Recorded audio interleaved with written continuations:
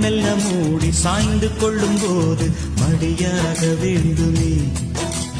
தட்டு தடுமாறி சோர்ந்து விடும்போது பிடியாக வேண்டுமே.